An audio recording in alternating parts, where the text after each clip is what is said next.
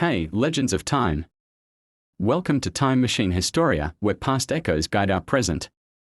Tell us, what moment in history do you believe changed everything? Drop your answers in the comments. And don't forget to tell us where you're watching from. And what time it is in your part of the world now. Settle in, dim the lights. Because what you're about to witness isn't just history. It's the fire that shaped humanity. The first fire, before kingdoms rose. Before temples reached the sky. Before gods had names, there was fire. Not the fire that destroys, but the fire that awakens, the first spark.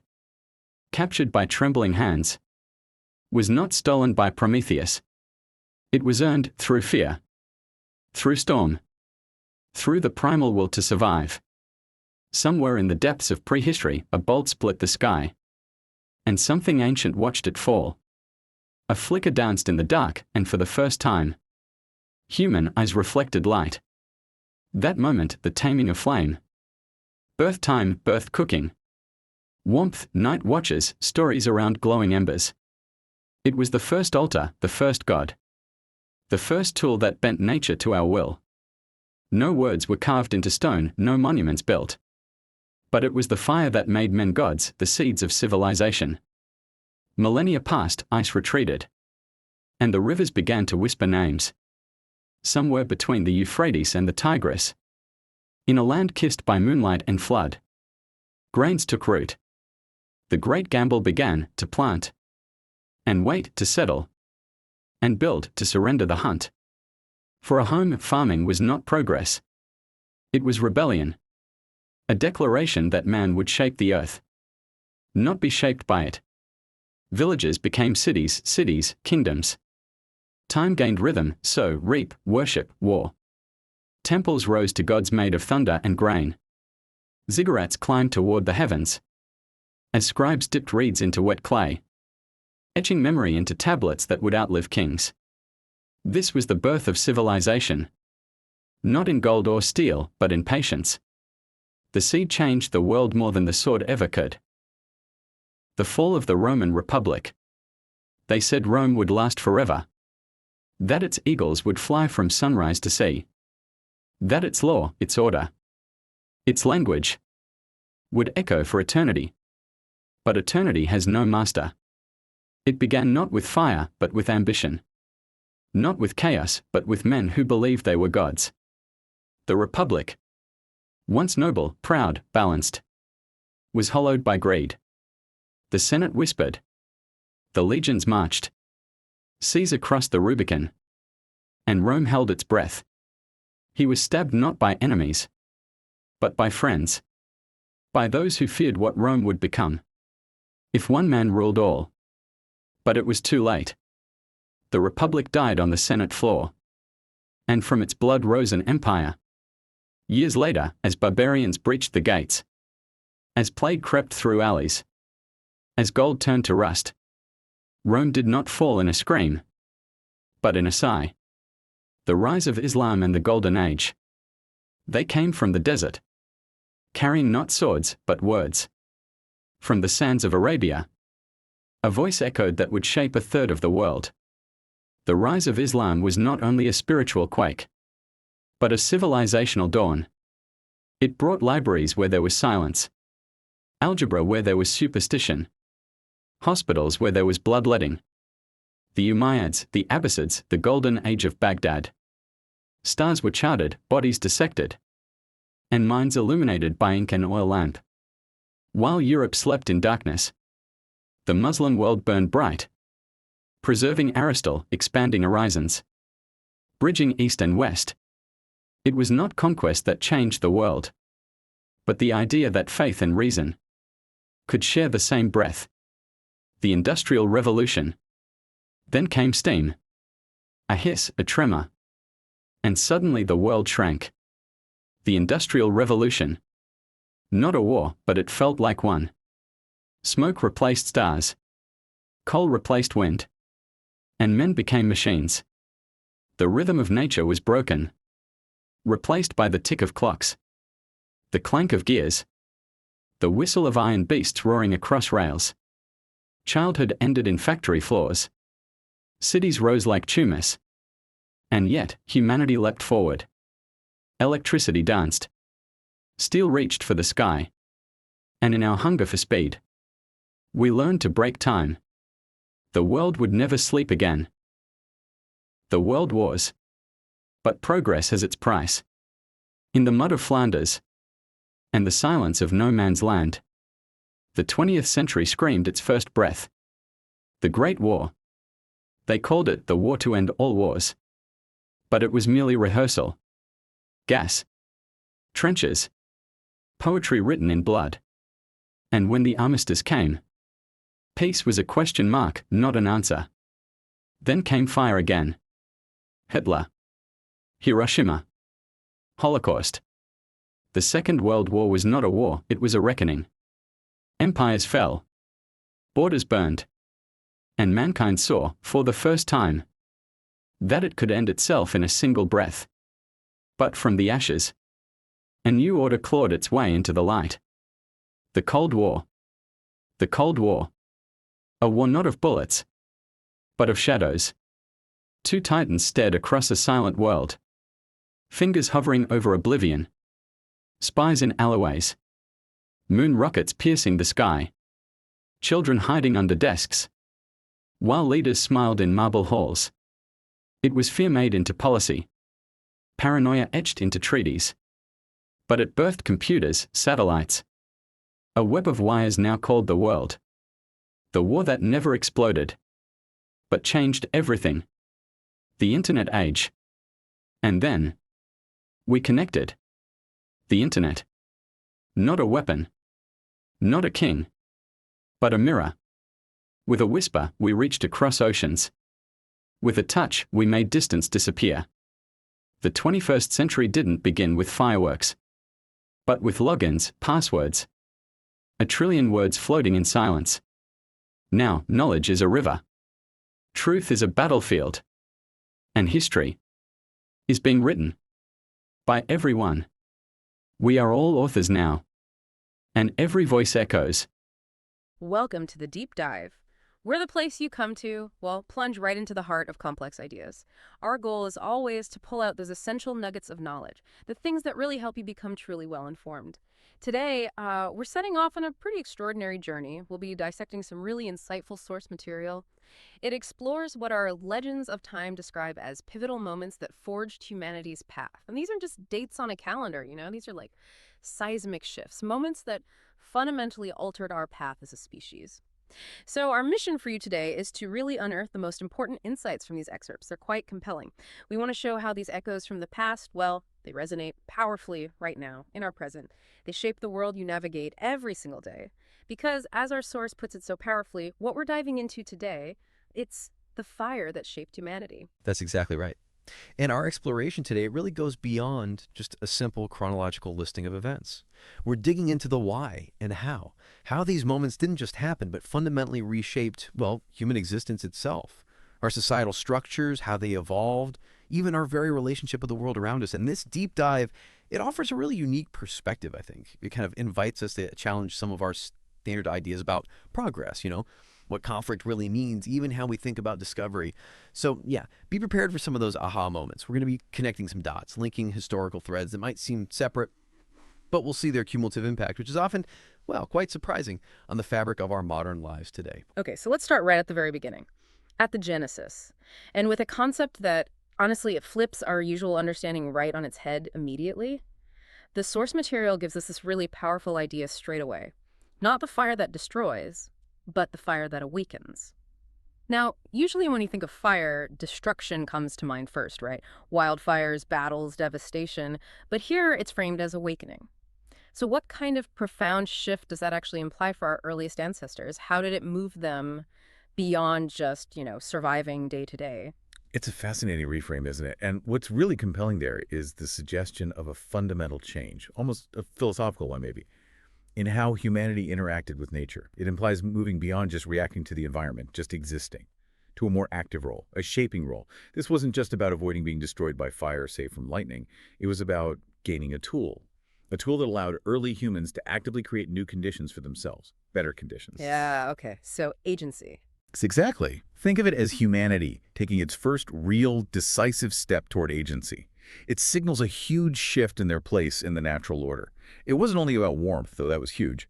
It was about the control over warmth and safety and light. And the source material then paints such a vivid, almost visceral image of earning this control. It wasn't just given. It says, the first spark, captured by trembling hands, was not stolen by Prometheus. It was earned through fear, through storm, through the primal will to survive. That phrase, trembling hands, it just immediately conveys the immense difficulty, the challenge, the sheer bravery involved. And this really jumped out at me. The idea that this power wasn't some gift from the gods, like in the Prometheus myth. No, it was a testament to pure human will, resilience, an arduous, difficult process of earning this revolutionary power. It wasn't just stumbled upon, it sounds like it was fought for. Right. And placing that into the bigger picture, this narrative speaks directly to humanity's inherent drive, maybe, for control over its environment.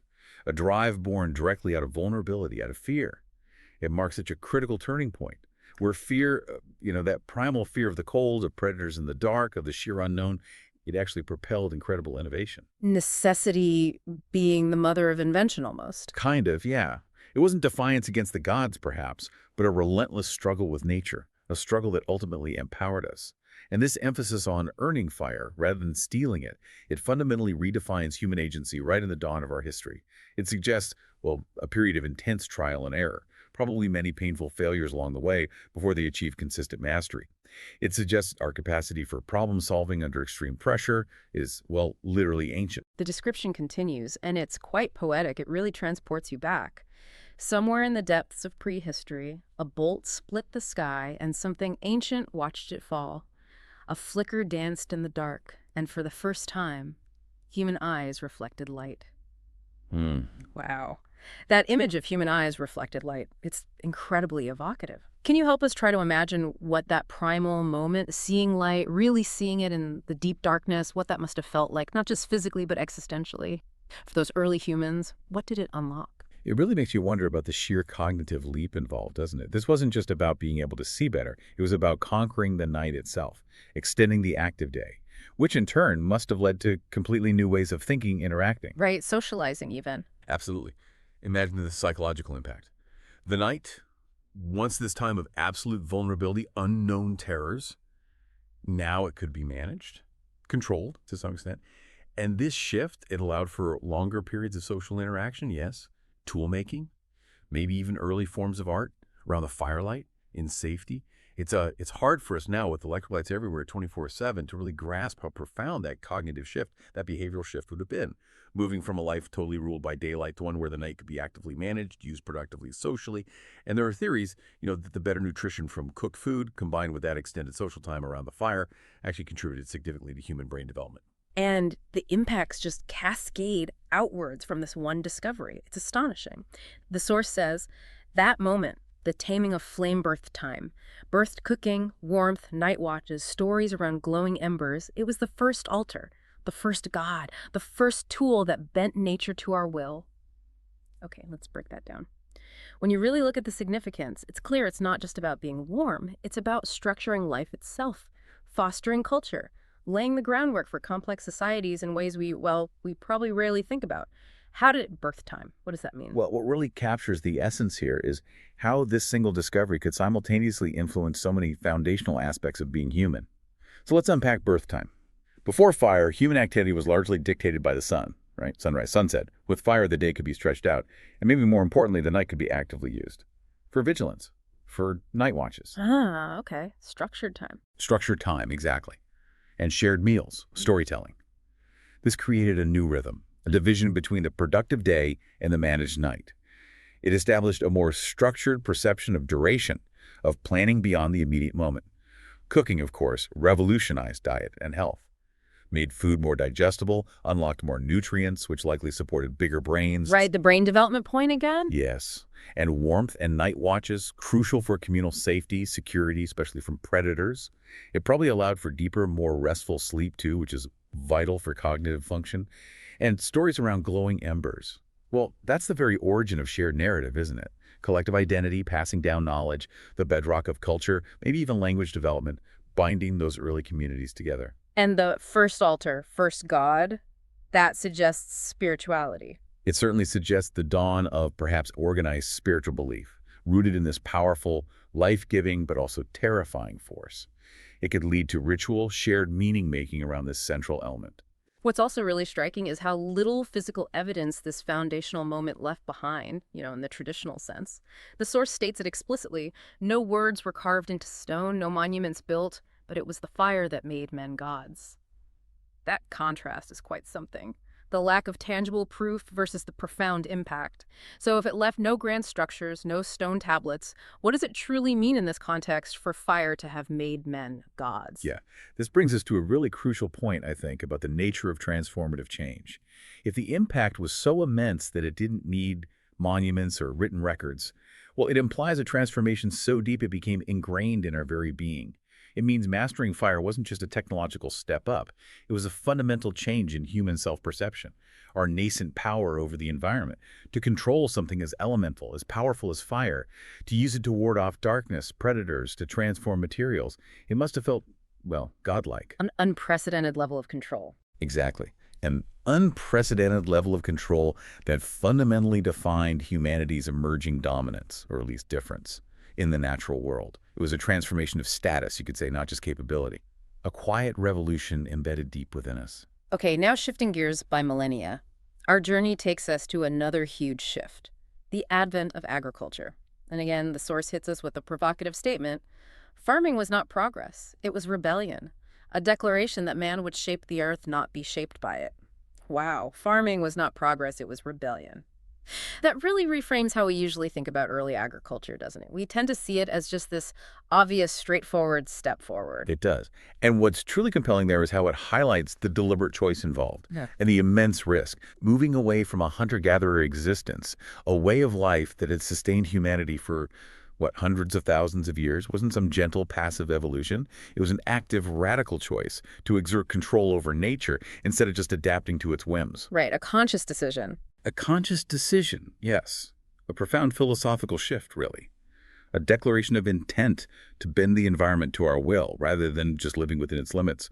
This rebellion, it was about asserting agency on a scale never seen before, choosing a life of sedentary labor, planting and waiting over nomadic freedom. And that came with all sorts of unforeseen consequences. And the source sets the scene so beautifully, geographically, atmospherically. Millennia passed, ice retreated, and the rivers began to whisper names. Somewhere between the Euphrates and the Tigris, in a land kissed by moonlight and flood, grains took root. The great gamble began to plant and build, to surrender the hunt for a home. It vividly emphasizes that great gamble, the incredible patience needed, the enormous risk. And this specific detail really stands out to me. Surrendering the hunt for a home. What was fundamentally given up in that trade-off, and what was gained. It sounds like a monumental exchange. Yeah, and placing that in a broader context, this wasn't just about finding a new food source. It was a fundamental redefinition of what security meant, what belonging meant, what was given up. Well, the freedom and mobility of the hunter-gatherer life, certainly. The immediate gratification of the successful hunt. Maybe even a deeper connection to the wild. Hunter-gatherer societies, from what we can tell, often had pretty diverse diets, maybe even shorter workdays compared to those first farmers. Really shorter workdays. Potentially, yes. Farming was and is incredibly labor-intensive. But what was gained, on the other side, was a new kind of stability. The potential for surplus food, which could then support larger populations. And a fixed place to call home. This commitment to staying put, to a permanent settlement, it led directly to entirely new social structures, new ways of organizing labor, a totally different set of needs that began to shape human communities in ways they hadn't been before. It allowed for accumulating possessions, for example, the beginnings of specialized labor roles, and eventually the ability to support people who weren't directly involved in growing food: artisans, leaders, maybe priests, scribes. Ah, okay. The birth of complexity. Exactly. It was a gamble that definitely paid off in terms of population growth and density. But it also brought new challenges, like being much more vulnerable if your main crop failed, or diseases spreading more easily in denser populations, and the need for new forms of social control. And that newfound stability, with all its trade-offs, it led to this explosion of complexity, as you said. The source describes it so vividly. Villages became cities, cities kingdoms, time gained rhythm, sow, reap, worship, war. Temples rose to gods made of thunder and grain. Ziggurats climb toward the heavens as scribes dip reeds into wet clay, etching memory into tablets that would outlive kings. Okay, what are the broader implications here? Agriculture didn't just feed us, it organized us. It gave us purpose beyond just surviving day to day. And it led to these incredibly sophisticated societies that were literally reaching for the heavens with their buildings. Yeah, what's truly compelling is how that stability and food surplus from agriculture directly enabled all these other things. Monumental architecture, like the ziggurats, organized religion centered around agricultural cycles and fertility, complex systems of governance needed to manage resources and people. But crucially, it also spurred the dawn of written history. The very idea of memory became tangible. Etched in clay. Etched in clay, exactly. No longer just relying on fragile oral tradition, it could be preserved on durable tablets. And this allowed for knowledge to be accumulated and passed down across generations in a way that just wasn't possible before. It paved the way for complex legal codes, administrative records, eventually literature, that new rhythm, sow, reap, worship, war.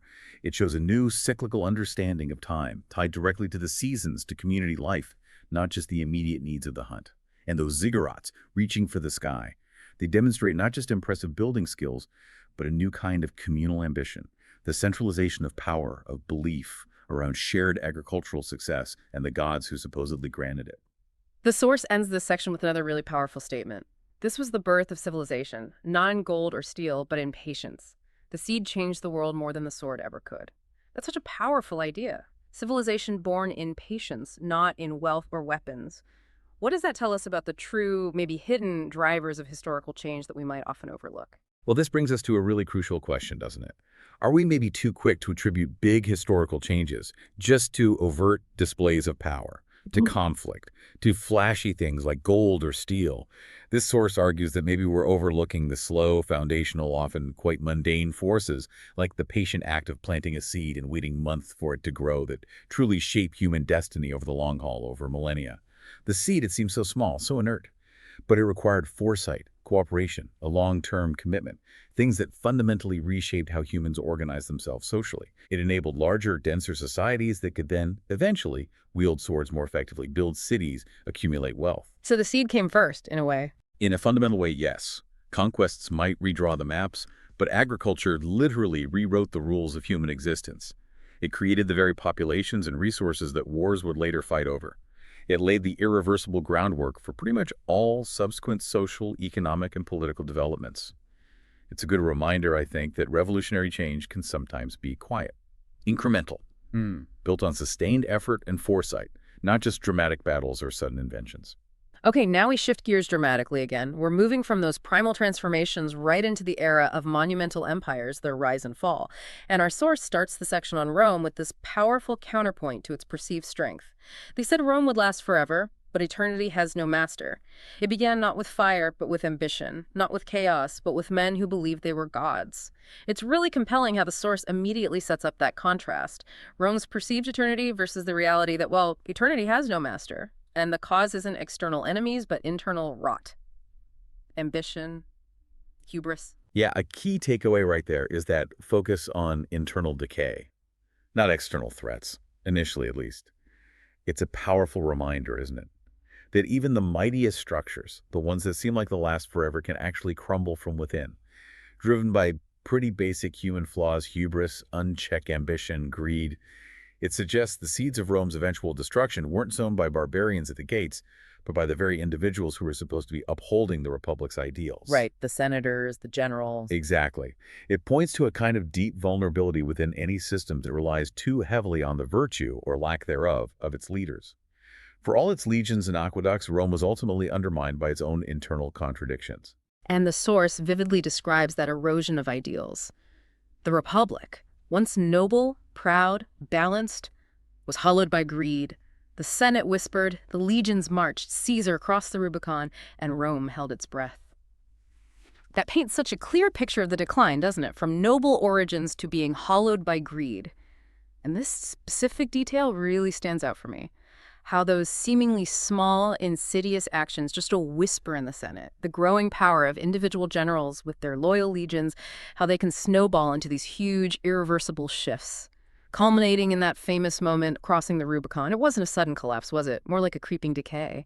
Absolutely. And placing that in a broader context, it really illustrates the fragility of even well-established democratic or republican institutions, especially when foundational principles like, say, balance of power, public service, civic virtue, when those get eroded by self-interest and naked power grabs. The Rubicon wasn't just a river Caesar crossed with his army. It was a symbolic line in the sand for the whole political system. Point of no return. The point of no return, exactly, signifying an irreversible commitment to authoritarian rule, fundamentally changing Rome's path from republic to empire. Caesar's reforms extending citizenship, land distribution, they seemed popular to many at the time, but they fundamentally challenged the old aristocratic order and concentrated immense power in his hands. The unchecked ambition of figures like Sulla, Marius, then Pompey and Caesar, combined with the Senate's inability or unwillingness to adapt, it created this dangerous feedback loop where military might started dictating political outcomes, not the rule of law. And then the drama just intensifies with Caesar's assassination. He was stabbed not by enemies, but by friends, by those who feared what Rome would become if one man ruled all. But it was too late. The Republic died on the Senate floor, and from its blood rose an empire. There's such a stark irony there. The very act meant to save the Republic paradoxically sealed its fate. It actually birthed the empire they feared. What are the broader implications of that? It seems like sometimes the most drastic efforts to prevent a certain future can actually, well, inadvertently bring it about. Yeah, a key takeaway there is definitely that concept of unintended consequences. Even from the most dramatic, most desperate political acts. It suggests that once a fundamental shift in society or politics gets going, it often develops its own momentum. Regardless of individual intentions or the immediate outcome of one specific event, like the assassination, which was meant to reset the course, instead created the very chaos and power vacuum that allowed the empire to really solidify its hold under Augustus, Caesar's heir. Right. It backfired spectacularly. It really did. The conspirators, in their rush to restore the old republic, they failed to account for the deep-seated changes that had already happened in Roman society. The shift in public loyalty away from abstract institutions towards powerful individuals, the general exhaustion with decades of civil war, just highlights how complex history is, how unpredictable its paths can be. It often defies those simple cause and effect explanations we like. And then the eventual end of Rome itself, the empire, is described with such poignancy. Years later, as barbarians breached the gates, as plague crept through alleys, as gold turned to rust, Rome did not fall in a scream, but in a sigh. That paints such a clear picture of this multifaceted decline, doesn't it? It wasn't just invaders. It was internal decay, disease spreading, economic collapse, and that final image. Rome didn't fall in a scream, but in a sigh. That's incredibly powerful. What does that quiet, lingering end signify, especially compared to the dramatic, almost instant death of the Republic on the Senate floor? It really makes you wonder, doesn't it? Does this description perhaps capture how many great powers many empires truly end? Not with a single sudden bang, a dramatic collapse, or one cataclysmic event, but more with a gradual buildup, an accumulation of internal weaknesses, political instability, economic troubles, social fragmentation combined with external pressures like invasions, climate change, plagues. A slow decline. A slow decline. For Rome, you can point to specific things like runaway inflation from debasing the currency, the breakdown of trade routes. These things signal that quiet unraveling. The sigh conveys a sense of exhaustion, maybe. A long, drawn-out process where the will to keep going just fades. As institutions fail, infrastructure crumbles, the empire just becomes too big, too complex, too decentralized to manage effectively anymore. It's a slow erosion of spirit, of capacity, where the end isn't a violent break, but a quiet giving way, a slow succumbing to an unbearable weight. Okay, so from the fading sigh of Rome, our journey takes us to a completely different kind of dawn. A new civilizational force. The source states it very clearly. They came from the desert, carrying not swords, but words. From the sands of Arabia, a voice echoed that would shape a third of the world. The rise of Islam was not only a spiritual quake, but a civilizational dawn. This immediately sets such a different tone, doesn't it? Carrying not swords, but words. How does that immediately define the nature of this civilizational dawn, especially compared to, say, Rome's expansion, which was so clearly built on legions and conquest? Yeah, what's truly compelling there is the immediate emphasis on intellectual power, spiritual power, as the main catalyst for change, Right. rather than just brute force or military might alone. Now, obviously, military expansion was part of early Islamic history. We can't ignore that. But the source here highlights a kind of paradigm shift, a shift in how influence and societal transformation could happen on a global scale. This civilizational dawn was driven by ideas. A new belief system, yes, but also crucially a profound hunger for knowledge. And that hunger then fueled massive cultural and scientific growth. So the idea spread, and the culture followed. In many ways, yes. This focus on words over swords really speaks to the transformative power of shared beliefs, a common language, Arabic becoming a lingua franca for scholarship and intense intellectual pursuits. It fostered this new, vibrant intellectual melting pot that was quite distinct from earlier empires, built primarily on just political control or military dominance. And the source goes into detail about the incredible flourishing of knowledge and innovation that came next. It brought libraries where there was silence, algebra where there was superstition, hospitals where there was bloodletting, the Umayyads, the Abbasids, the golden age of Baghdad stars were charted, bodies dissected, and minds illuminated by ink and oil lamp. Okay, what are the broader implications here? This paints such a vivid picture of an explosion of knowledge, a true intellectual renaissance, bringing tangible advancements that reshape daily life. Can you maybe delve into some of those specific breakthroughs? Absolutely. And what's truly compelling is the sheer breadth of it all and the practical usefulness of these contributions. This isn't just abstract philosophy locked away somewhere. It's about real-world application of knowledge that fundamentally changed daily life and pushed human understanding forward across so many different fields. Take algebra, for instance. It wasn't just a new type of math. It revolutionized problem solving. It laid foundations for future science and engineering. Or the concept of zero and the Hindu-Arabic numerals, which Islamic scholars adopted from India and spread that transformed calculation itself, made everything much easier. Right. Hard to imagine math without zero now. Exactly. And hospitals. They moved beyond just, crude bloodletting.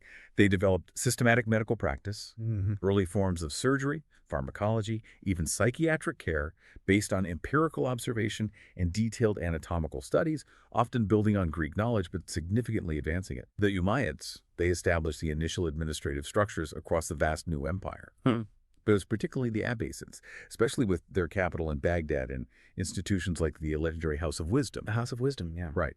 They provided the stability and, crucially, the patronage that allowed scholars from all sorts of backgrounds, Arab, Persian, Christian, Jewish, to gather, translate works from Greek, Persian, Syriac, Sanskrit, and then build upon that knowledge. They integrated and expanded on Greek, Indian, and Persian learning. They pushed astronomy forward, charting stars with incredible precision, made advances in optics, chemistry. These were fundamental shifts, moving from just belief-based understanding towards empirical observation and systematic knowledge across a vast, diverse, and intellectually curious empire. And the contrast the source draws with Europe at that time is also really striking. It's almost like a passing of the intellectual torch. While Europe slept in darkness, the Muslim world burned bright, preserving Aristotle, expanding horizons, bridging east and west.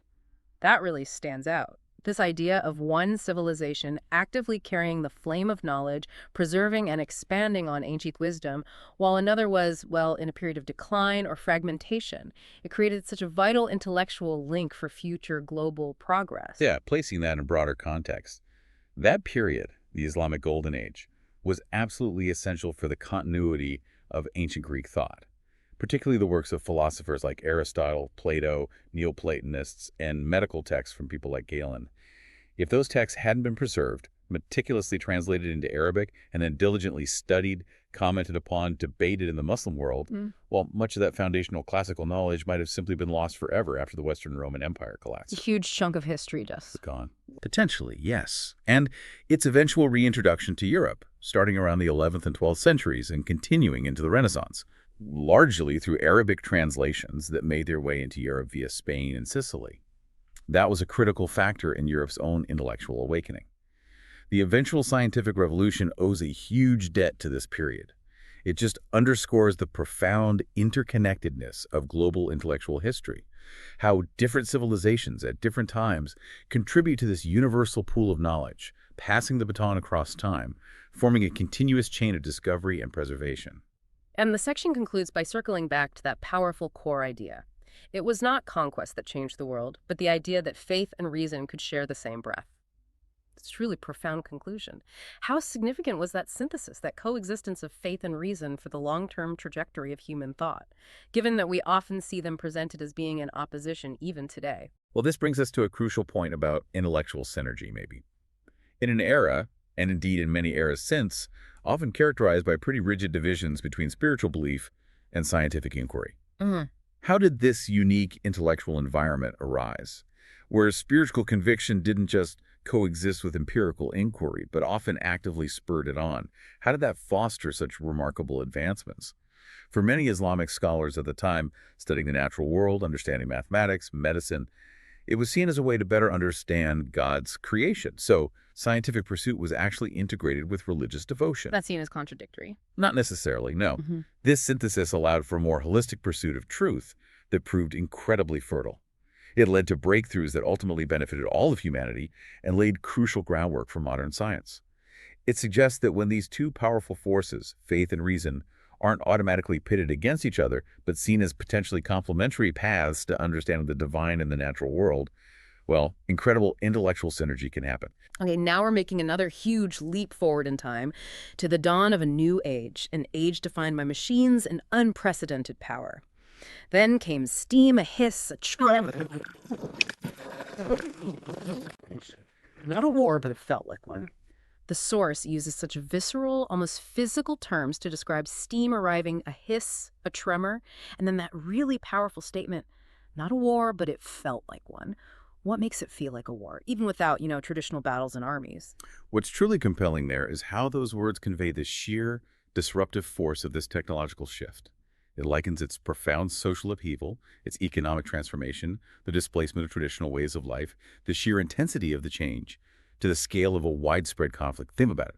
Families were uprooted from rural life, pushed into these rapidly growing, often squalid, industrial cities. Huge migrations. Huge migrations. Communities were completely remade. New social classes exploded onto the scene, the industrial working class, the powerful new industrialists. Old certainties just vanished. And this dramatic disruption, even without armies literally clashing, it had a profound and often quite violent impact on people's lives. Hence the analogy to war. The very fabric of society was being torn apart and rewoven at this incredible, unprecedented pace. It led to widespread social unrest, the rise of labor movements, calls for reform. It really was a battle over new ways of living and working. And the source continues to detail these profound changes in human existence, and honestly, it paints a pretty grim picture of the transformation in many ways. Smoke replaced stars, coal replaced wind, and men became machines. The rhythm of nature was broken, replaced by the tick of clocks, the clank of gears, the whistle of iron beasts roaring across rails. Okay, what are the broader implications of that description? It's clearly not just about new inventions. It's about a complete reordering of daily life, our relationship with nature, maybe even our very identity as humans. Yeah, what's truly compelling there is how it describes this fundamental alienation, an alienation from natural cycles, from the rhythms of the sun and seasons, and a new synchronization, almost a forced synchronization, with mechanical processes. That shift from agrarian rhythms to the relentless tick of clocks and clank of gears, it had immense implications for how people worked when they had leisure time, even how they perceived time itself. Time became industrialized, segmented, measured by the factory whistle. Life measured in shifts. Exactly. Factory shifts dictated waking, working, sleeping. And that phrase, men became machines, it speaks directly to the dehumanizing aspects of a lot of factory work, where individuals became, cogs in a larger mechanical system, often losing their individual craft, their autonomy, their connection to the finished product they were making. This was a profound recalibration of human existence, pushing us into a realm where human life was increasingly organized around the demands of the machine rather than the rhythms of the natural environment. And the environmental impact, of course, was huge. Widespread pollution from smoke and coal, dramatically altering landscapes, especially in those new industrial cities. And yet, despite those really grim realities, humanity undeniably took this huge leap forward. The source captures that dual nature perfectly. Childhood ended in factory floors. Cities rose like tumors, and yet humanity leapt forward. Electricity danced, steel reached for the sky, and in our hunger for speed, we learned to break time. The world would never sleep again. This specific detail really stands out for me. The profound trade-offs of this era. Immense suffering right alongside unprecedented progress. It's such a stark reflection of human ambition, maybe. Yeah, placing that in a broader context. The Industrial Revolution perfectly exemplifies that double-edged sword of rapid technological advancement, doesn't it? Yeah. You get these immense gains in productivity, in power, in connectivity, but they come with significant social costs. Widespread child labor, horrific urban overcrowding, rampant pollution, terrible working conditions leading to disease and early death for many. The dark side of progress. Absolutely. Yet at the same time, concurrently, you have these incredible innovations. Electricity, Mass-produced steel, allowing for skyscrapers and bridges, huge advances in transportation, like railways and steamships. They truly propelled humanity forward. They increased living standards for many, eventually, although very unevenly at first. That ability to break time. It signifies the triumph over natural limitations on production and activity, allowing for continuous operation, 24/7 manufacturing, global trade on a new scale. But it also implies this relentless pace that fundamentally altered human existence, pushing us into an always-on world. In many ways, it laid the groundwork for the constant connectivity and pace of life we experience today. It really set the stage for so many of the social, economic, and environmental challenges we're still grappling with now. That progress, however, came with an absolutely unimaginable price tag, as the next section starkly reminds us. But progress has its price. In the mud of Flanders and the silence of no man's land, the 20th century screamed its first breath. The Great War, they called it, the war to end all wars, but it was merely rehearsal. Oh. Wow. This source directly links progress to its price and describes the 20th century screaming its first breath in the trenches, and the tragic irony of calling it the war to end all wars, when it was, as the source says, merely rehearsal for something even worse. That's just chilling. Yeah, what's truly compelling there is the profound sense of disillusionment that comes through. It highlights how the very advancements of the industrial age, new chemical processes leading to poison gas, mass production techniques applied to artillery shells and machine guns, sophisticated engineering for trench systems, improved transportation, moving troops to the slaughter, how all that progress was tragically weaponized. It led to this unprecedented scale of slaughter, industrialized brutality, millions dying in the static, meat grinder warfare of the trenches. A scale never seen before. Never.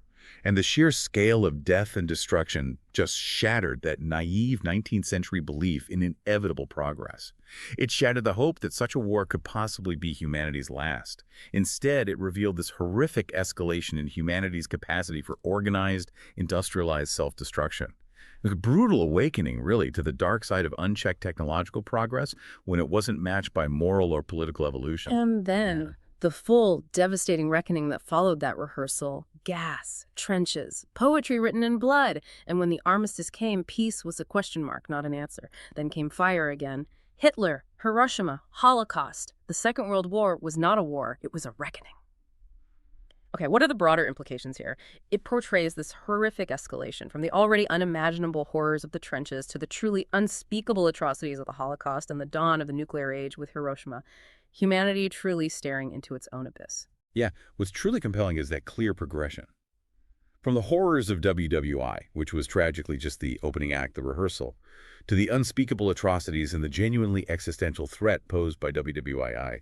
And that term reckoning, it implies this moment of profound, painful self-realization about humanity's capacity for self-annihilation. The introduction of atomic weapons, Hiroshima, Nagasaki. It meant that humanity, for the very first time, held the literal power to end itself. Instantly. That added an entirely new, terrifying dimension to conflict. The stakes became ultimate. Ultimate, yes. And the Holocaust, the systematic, industrialized extermination of millions, that forced a horrifying reevaluation of human values, of the potential for evil lurking within seemingly advanced, civilized societies, and the sheer fragility of civilization itself. It was a moment that demanded humanity look inward and fundamentally reevaluate its political systems, its ideologies, its very future. And the consequences were truly global. They reshaped the entire world order. Empires fell, borders burned, and mankind saw, for the first time, that it could end itself in a single breath. But from the ashes, a new order clawed its way into the light. This really stands out for me, the idea that such unimaginable devastation could actually lead to a new global structure. A desperate attempt at peace, maybe, born directly out of that fear, out of that horrifying realization of our own self-destructive potential. How did this lead to a new order? Well, placing that in a broader context, Right. these two world wars weren't just massive battles. They were transformative geopolitical earthquakes. They completely reshaped the maps. Power dynamics shifted dramatically. The old European empires, British, French, they crumbled in the aftermath, eventually leading to waves of decolonization and new independent nations. And that chilling realization of self-destruction, the single breath idea, it prompted this desperate search for new ways to prevent future global conflicts on that scale. To stop it ever happening again. Exactly. And that led directly to the formation of new, powerful international institutions, most notably the United Nations. It was a global attempt, however flawed and imperfect it's proven to be, to build a framework for peace, for diplomacy, for international cooperation, literally out of the ashes of global war. driven by that shared, terrifying understanding of what total war, especially atomic war, now meant for the future of everyone. It was a recognition, maybe for the first time, that truly global problems required some form of global solution, however difficult that might be to achieve. And that very fear of self-destruction, born from the ashes of the world wars, it directly defined the next great global chapter, didn't it? The Cold War. A war not of bullets, but of shadows. Two titans stared across a silent world, fingers hovering over oblivion. Okay, it's described as a war not of bullets, but of shadows. And that image. Two titans staring across a silent world, fingers hovering over oblivion, incredibly vivid. What does this shadow warfare really entail? How did it differ so much from the hot wars that came before? Yeah, what's truly compelling there is the intensely psychological nature of this conflict and ideological. It highlights how fear, existential fear, espionage, propaganda, proxy wars fought in other countries, and the constant threat of nuclear annihilation, how those became the primary weapons. They shaped global dynamics for decades without direct, large-scale military confrontation between the two superpowers themselves, the US and the Soviet Union. Mutually assured destruction kept the peace. Sort of. In a terrifying way, yes, MAD. It created this constant state of high alert, a pervasive sense of impending doom that filtered down into everything from international diplomacy to individual anxieties. The threat of total annihilation was always there, always hovering, but never explicitly unleashed between the main players. It was a war fought in the minds of leaders, of citizens, a global chess match where every move, every crisis had potentially world-altering implications, even without a single shot being fired directly between Moscow and Washington. It was a battle for hearts and minds, for influence as much as for territory. And the manifestations of this global tension were just chillingly widespread, deeply embedded in everyday life for millions. Spies in alleyways, moon rockets piercing the sky, children hiding under desks while leaders smiled in marble halls. It was fear made into policy, paranoia etched into treaties. Okay, what are the broader implications here? It sounds like a war of nerves that permeated absolutely every aspect of society, from the clandestine world of spies to the everyday lives of school kids practicing duck and cover drills, right up to the highest levels of international relations. Absolutely. What's truly compelling is how the Cold War just seeped into everything. Popular culture, think spy movies, novels, education systems, international relations. It became this pervasive, often unspoken threat that shaped generations on both sides of the Iron Curtain. It influenced things you might not immediately connect, like the space race. That became a huge proxy battle for technological and ideological supremacy. Who could get to the moon first? A huge prestige project. Huge. And it drove domestic defense strategies, building vast nuclear arsenals, civil defense programs, early warning systems, bomb shelters.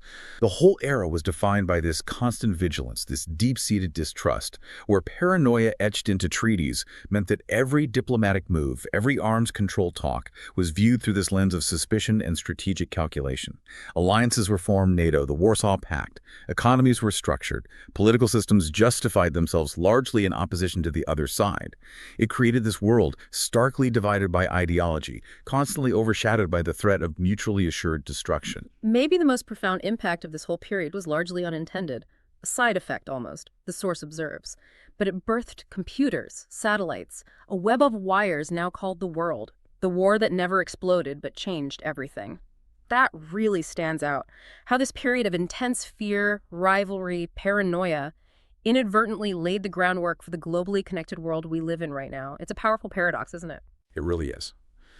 Placing that in a broader context, the Cold War undeniably accelerated technological innovation at an unprecedented pace. Driven by that intense strategic competition in areas like cryptography, missile guidance systems, secure communications, miniaturization, many of the foundational technologies we just take for granted today, particularly in computing and satellite communication, have their direct roots in this era. Like the internet itself. Exactly. ARPANET, the precursor to the internet, was initially funded by the U.S. Department of Defense. It was conceived as a robust, decentralized communication network that could potentially withstand a nuclear attack, maintain command and control. So the desire for secure communication, for global surveillance via satellites, for advanced weaponry, it ultimately led to the very infrastructure of the internet and global connectivity. That's the profound and deeply ironic legacy of a conflict built on secrecy, division, and the threat of annihilation. It inadvertently created the tools that would eventually connect humanity on a scale never before imagined, forever altering how we interact, share information, do business globally. And then The culmination of that technological legacy, ushering in our current era. The source states it so simply yet so profoundly. And then we connected. The internet, not a weapon, not a king, but a mirror. After all those shadows and tensions of the Cold War, and then we connected. Just like that. And this idea of the internet as not a weapon, not a king, but a mirror. What does it mean to call the internet a mirror rather than, say, a tool of power or control? Yeah, what's truly compelling about that metaphor, the mirror, is that it suggests the internet's most profound impact isn't just about what it does to us or what power it exerts over us externally, but rather what it reveals about us, both individually and collectively. It reflects our collective knowledge, yes, but also our deepest divisions, our greatest hopes and aspirations, alongside our darkest impulses, our tribalism, our creativity. It holds up this true, often unfiltered reflection of humanity back onto itself. Showing us who we are, warts and all. Exactly. It shows us our best selves and our worst selves with unprecedented clarity. It democratizes access to information, which is amazing, but it simultaneously amplifies societal fissures, misinformation, echo chambers. It doesn't impose some single new truth from above, like a king might. It reflects the multitude of truths and falsehoods that we ourselves create and share and argue over. And the way it dissolved distance and caused this explosion of information, the source describes it so elegantly. Quote, "With a whisper, we reached across oceans. With a touch, we made distance disappear. The 21st century didn't begin with fireworks, but with logins, passwords, a trillion words floating in silence." Okay, what are the broader implications here? It sounds like this quiet but completely fundamental revolution in how we perceive space, how we interact with information. A truly understated beginning to a new century defined by digital connection. Yeah, what's truly compelling there is the sheer scale of it all.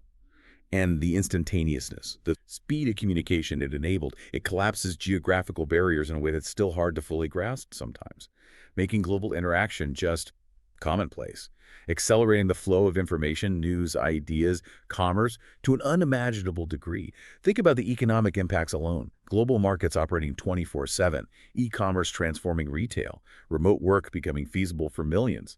Socially, it's fostered countless global communities based on shared interests, but it's also amplified those echo chambers and polarization we mentioned.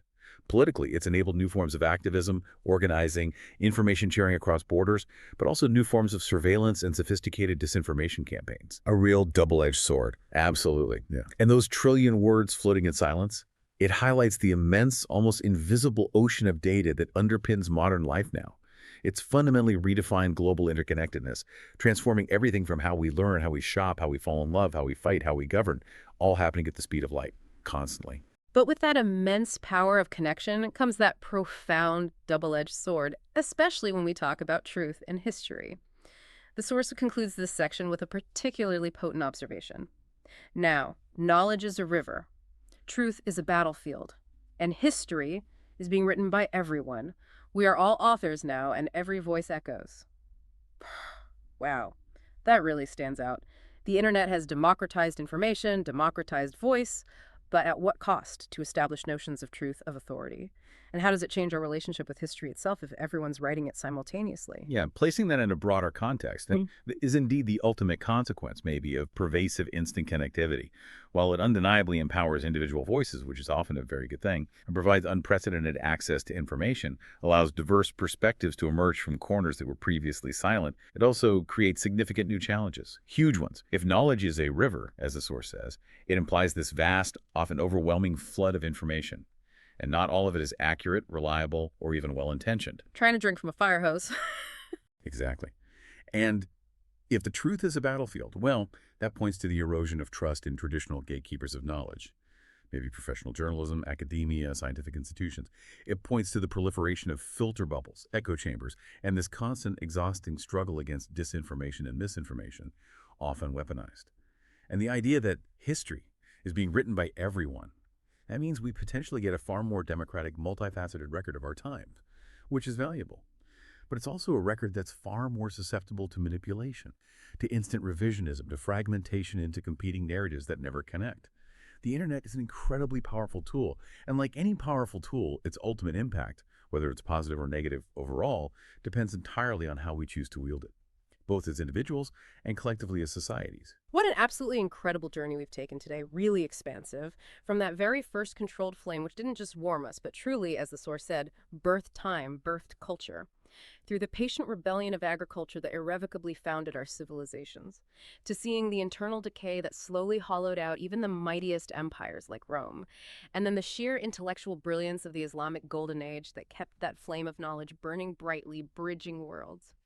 Then we navigated the disruptive, world-changing might of the Industrial Revolution, with all its profound trade-offs, faced the terrifying reckoning of the world wars, where humanity saw it could end itself, moved into that strange shadow dance of the Cold War, and finally arrived here in our current age of connected consciousness, brought about by the internet. Our mission today, as always, was to give you that shortcut to being well-informed, pulling out those surprising facts, those profound insights from these legends of time. Because these aren't just isolated historical events, are they? They're deeply interconnected transformations.